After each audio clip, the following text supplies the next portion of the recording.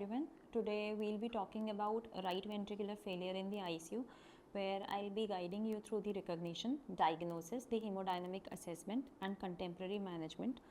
One of the most important key messages that we'll be learning through this presentation is that RV is a flow pump which is very sensitive to changes in the afterload. Any kind of acute change in the afterload is disliked by the RV, which will further result in RV dysfunction.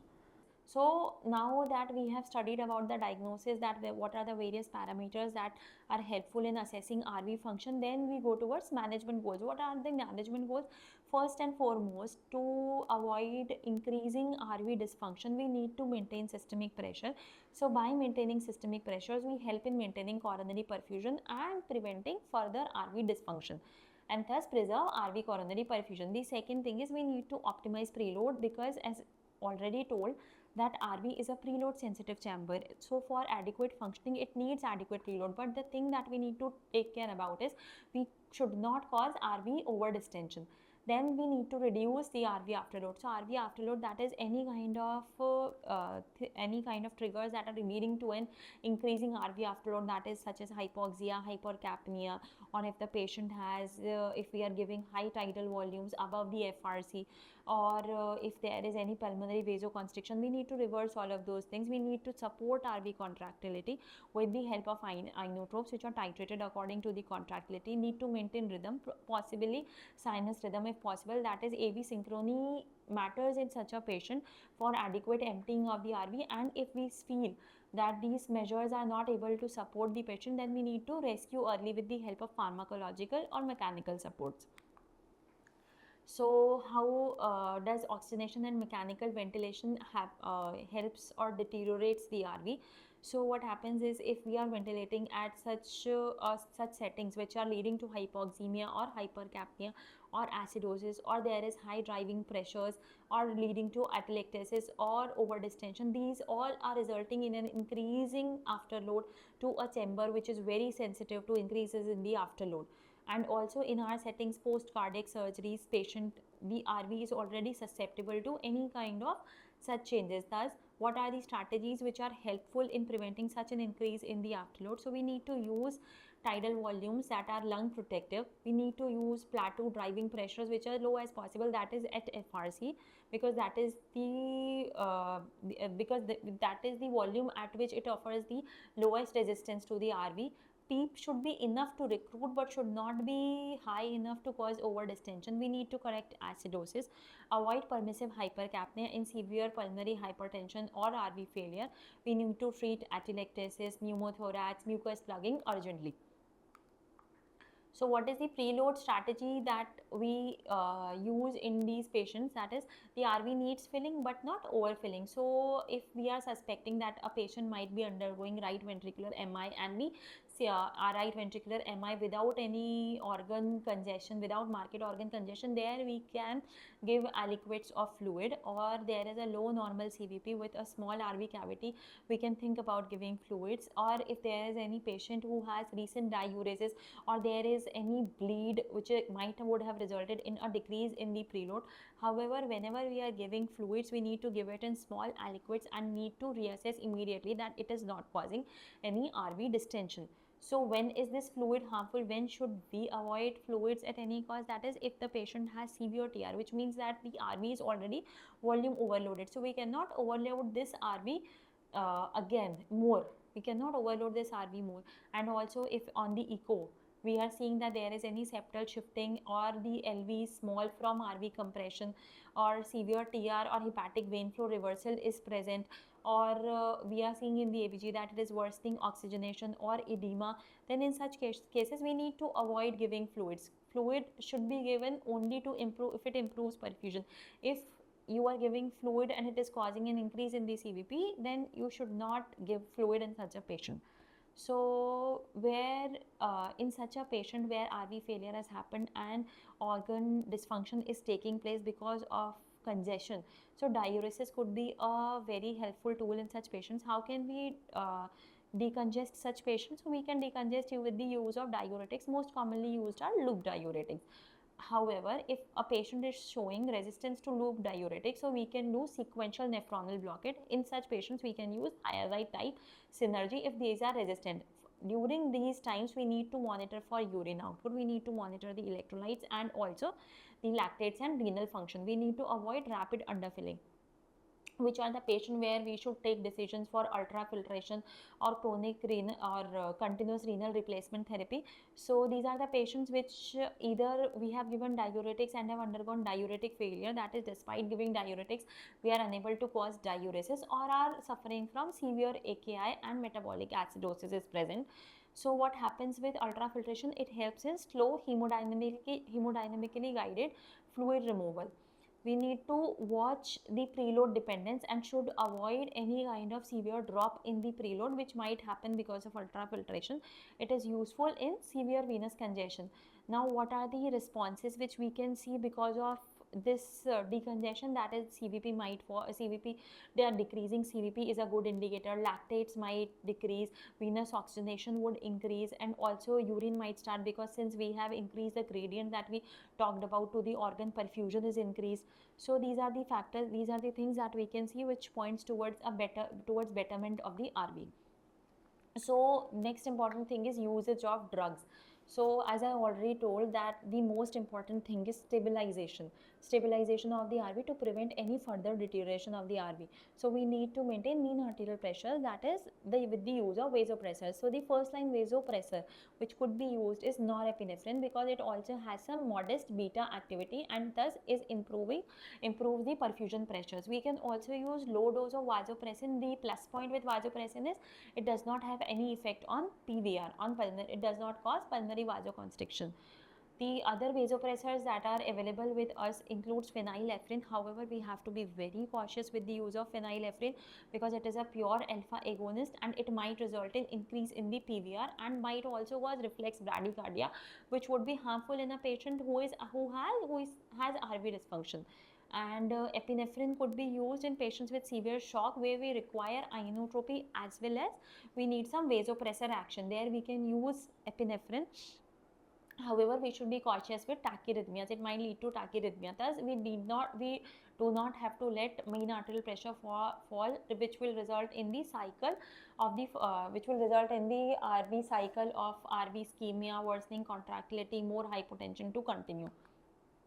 And to improve the contractility, which can result in improvement of the function, we can use dobutamine, which is the dobutamine could be used in a dose of 2 to 10 microgram per kg per minute. However, it might result in tachyarrhythmias and also cause hypotension, so we might need to use any vasopressor with it. And we can also use milrinone. The plus, it could be used in patients who are undergoing beta blockade. So in those patients, dobutamine would not be helpful as it has its functions over the beta receptors. So in such patients, we need to think of other pathways which could help us in inodilating, which could prove other drugs which might prove as an inodilator. So one of those drugs is milrinone, that is at 0.35 to 0.75 microgram per kg per minute. It is a very useful drug in pulmonary hypertension. Now we can also use levosimendan in a dose of 0.05 to 0.2 microgram per kg per minute. And dopamine could be used. However, dopamine is an arrhythmogenic agent and it should not be simply used for urine output. So pulmonary vasodilators we can also use to reduce RV afterload. So what are the drugs which are available with us? So it is INO or inhaled prostacyclins.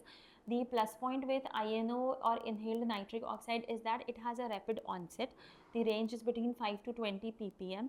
It results in selective pulmonary vasodilation. However, abrupt withdrawal of nitric oxide might result into rebound pulmonary hypertension. Thus, before discontinuation of nitric oxide, we need to add any other pulmonary vasodilators, and also we need to monitor for methemoglobinemia or NO2 or the increase in NO2. And inhaled prostacyclins, these are good, these are useful for post cardiac surgery PH crisis. These improves ventilation perfusion matching also, because what happens is that these will go through the well ventilated alveoli and will dilate the pulmonary vessels and thus related to those alveoli, and thus will improve VQ matching. However, we need to watch for platelet effects and hypotension, and also availability is an issue and they are costly. Systemic pH therapy, including sildenafil, tadalafil, or IV prostacyclins, have to be used very cautiously, and we need to continue chronic pH drugs if possible. We need to see that there are chances of hypotension when using sildenafil and tadalafil. Hence, we have to be very careful monitoring of the pressures once we start the patient on sildenafil or tadalafil. We need to avoid starting chronic drugs blindly in a patient who has group 2 or group 3 pulmonary hypertension. That is because either because of lung cases or because of left-sided heart diseases. Then another thing which we need to maintain in such a patient is rhythm and AV synchrony. So a patient who is suffering from RV dysfunction or has RV diastole or has higher RV diastolic pressures, their RA contributions become significantly important for adequate RV functioning. So atrial fibrillation or flutter, these might remove atrial kick and can cause hypotension. In such a patient, tachycardia will result in lower filling and thus worsens ischemia. Bradycardia, AV block lowers cardiac output, and post-op CHT scars predispose to atrial flutters. Thus, how do we manage? So any kind of derangement in the body that might be leading to such rhythm disturbances such as hypoxia, acidosis, or electrolyte should be corrected first. If the patient is unstable and has such dysrhythmias, then early synchronized cardioversion should be done. Amiodarone could be used in these patients, but we need to watch for hypotension and bradycardia. And in a patient having bradycardia, we need to restore AV sequential pacing if needed. Treat any underlying RV ischemia or pH crisis. Okay, so RV ischemia is the dangerous bridge to collapse. So because of the reasons that we have already studied, that once RV dysfunction happens, so it might lead to hypotension, hypoxia, hypoxemia, increasing lactates. Thus, we need to manage it early. So how can we manage it? That is, mean arterial pressure should be maintained, the RV afterload should be reduced, optimization of RV preload, and we need to avoid any kind of tachycardia or severe anemia that might result in decreasing preload as well as the filling time of the RV. But at the same time, we need to take care that RV distension is not happening. So these are various scenarios which might be predisposing to RV failure. So ARDS per se, as I already told, that it might be leading to increasing afterload towards the RV. So the most important thing that we can do in a patient who is having ARDS is management of the ventilatory settings. So we need to reduce, what we can do is we can reduce driving pressures as low as possible and should avoid pervasive hypercapnia, optimization of the PEEP, and in such patients prone positioning and proper ventilation of the lungs could also be helpful. And in severe sick cases where we are unable to manage the patient through ventilatory settings, we can place the patient on VV or VA ECMO depending upon whether on the gas exchange and the shock. So in our cases where patient might undergo pulmonary hypertensive crisis, so the most important thing is to identify the trigger. That is, the triggers can be because of agitation or sympathetic surge. So once you identify it, you have to remove the trigger. You need to calm the patient, deepen the analgesia and sedate properly. Need to correct hypoxemia by giving 100, ventilating the patient at 100% oxygen. Need to correct any kind of hypercapnia and acidosis, and to maintain mean arterial pressures, vasopressors could be started, such as norepinephrine or vasopressin. And to reduce afterload, INO or prostacyclin could be used. However, if we are unable to manage, then we should escalate early, restart PH drugs if they were there in the pre-op, or we can give IV prostacyclins and ECMO if refractory shock is present. And in patients after post cardiac surgery resulting in post cardiotomy RV failure, so first and foremost, what we need to do is we need to confirm the diagnosis with the help of TE. Then we need to, as I already told, that in all of these patients we need to optimize oxygenation, ventilation, and also to reduce afterload we can start pharmacologic agents such as milrinone and dobutamine, and we can also use INO if required for high PVR, and early ECMO or RVED if refractory. So if a patient has been there in our ICU for long, these patients might have sepsis, and this sepsis might result in myocardial depression.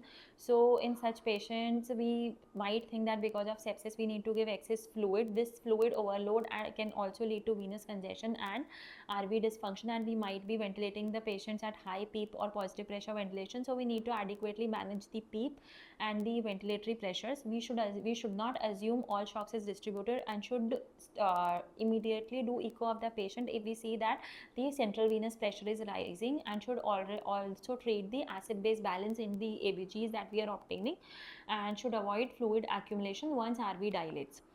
So the various mechanical circulatory supports that are available with us which can be helpful in RV dysfunction includes VA ECMO, or we can also use ventricular assist device such as RVADs, and Impella could also be used. So VA ECMO is useful in patients where we are thinking of RV dysfunction as well as some respiratory support is needed. So it does not directly unload the LV, so we need to watch for LV distension in such patients. RVAD is helpful in emptying the, it can emptying the RA and RV and deliver the flow directly into the PA.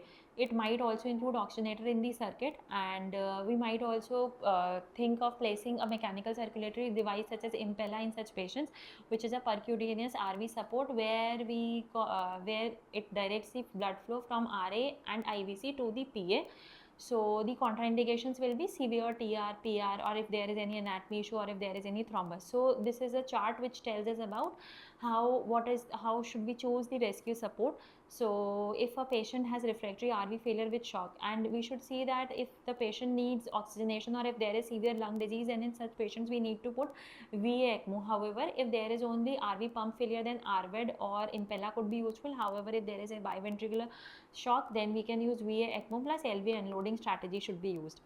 So what are the common mistakes that we do in RV failure? That is, we tend to repeat fluid boluses despite rising CVP. We allow permissive hypercapnia in patients with pulmonary hypertension and RV failure. So we need to avoid giving fluid boluses when we see a rising trend of CVP, and can for any kind of pressure increase or inotropy increase, we can use vasopressors or inotropes if required.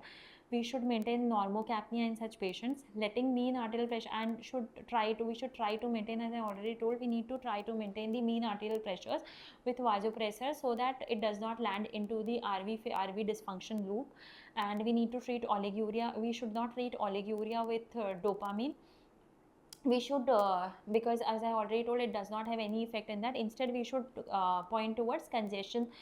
We should point our treatment towards the management of congestion, and should also manage the rhythm in such patients that are already susceptible to RV dysfunction, because any kind of rhythm changes could lead to increasing RV dysfunction. Thus, and also should escalate early when RV remains dilated with shock. So this is the basic bedside RV failure checklist that is helpful in identifying if the patient is undergoing RV failure. That is to confirm, then we need to identify the etiology, maintenance of the perfusion, should decongest adequately, should maintain proper ventilation, should maintain preload drugs that can be used, and the adequate rhythm. And this is the take home message from my PPT, that is RV failure is basically a clinical syndrome that results in congestion with hypoperfusion and RV dysfunction. As I already told, it is a flow pump. RV is a flow pump that hates sudden increases in the afterload, and any trigger that you can think of is causing increase in the RV afterload, such as hypoxia, hypercarbia, acidosis, atelectasis, or any kind of infusion should be tackled. Fluid is a drug, and it should be used very judiciously. Small boluses should be given, and the effect should be seen. In any case where we see that there is a rising CVP or right ventricular dilatation, there we need to stop fluid. We need to protect mean arterial pressure to prevent the RV falling into the loop of RV hypotension followed by decreased coronary perfusion, resulting in RV dysfunction. We need to use echo repeatedly and diagnose at the earliest and treat. And if we are unable to manage through these measures, then we need to escalate early to pulmonary vasodilators, and also to mechanical circulatory support devices if required. Thank you so much.